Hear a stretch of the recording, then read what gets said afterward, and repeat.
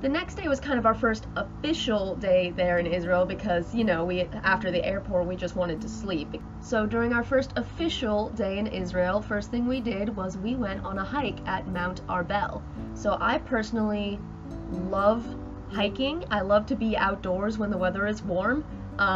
So I had an amazing time doing the hike. I had decided early on in the trip, rather than finding one person and gravitating towards them, I was going to try to be super social and like be friends with everybody. And so during this hiking trip, I was able to just walk by myself and end up next to whoever I was next to and have a conversation and make friends, and I think that was really good for me, especially on that first day. And so we hiked up Mount Arbel. I was talking to several different people. I spent most of the time at the back of the group because I had brought my camera with me. I have a Nikon D40, so doesn't take video, so these videos are on my low quality webcam, but I took some really cool pictures. And so because of that, I was at the back of the group because I kept stopping to snap pictures. But we had an amazing hike. We saw like this beautiful view. When we got to the bottom of the mountain, we heard on the loudspeakers the Muslim call to prayer, and we all just stopped and listened for a bit because it was just such a beautiful thing to hear, and it was just so immersive in Israeli culture because, you know, I'm Jewish, and lots of Jews go to Israel, live in Israel, come from Israel, but it's also the home to many Muslim people as well as Christian people and other religious people and non-religious people. So to hear the Muslim call to prayer in like this land that's holy for Muslims as well, it was amazing and very immersive. After that, we went into the city of Spot and we walked around there a little bit. We had a free hour for lunch, so I sat down with a new group of people that I hadn't really gotten the chance to talk to on the hike. And we sat down, had our lunch, we had some falafel. So after our free hour for lunch, we met back up with our tour guide, walked around the city, and our tour guide, Yoni, he told us about how Tzfat was a very artsy city, so they sell lots of artworks and they think that their artworks are all the best. We stopped by an artist's studio and he talked to us a bit about his art. After that, we walked along the marketplace and then just kind of looked in the different stalls and things and bought some little tchotchkes. And after that, we went back to our kibbutz. It was Friday on that day, which means that it was going to be Shabbat after sundown. Shabbat in Israel is kind of, you are not allowed to do anything. So, you know, it's supposed to be a day of rest, so we couldn't drive around in the bus going places. All the stores were closed, so we basically just had to hang out at the kibbutz.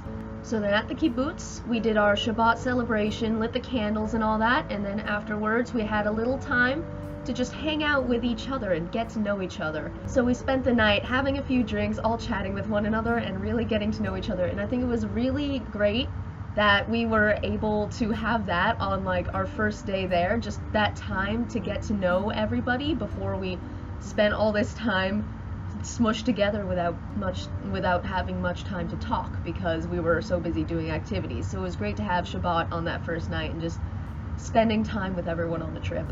So we go to bed, we wake up the next day, and it's Shabbat. So we can't go out, we can't really leave the kibbutz at all. And so we spend that whole day just being with one another and chatting and making friends, which was pretty amazing.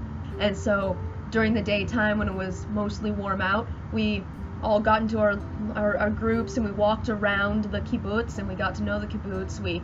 I was with a group of friends and we walked down and we saw some cows in the residential area, which we probably weren't supposed to be in.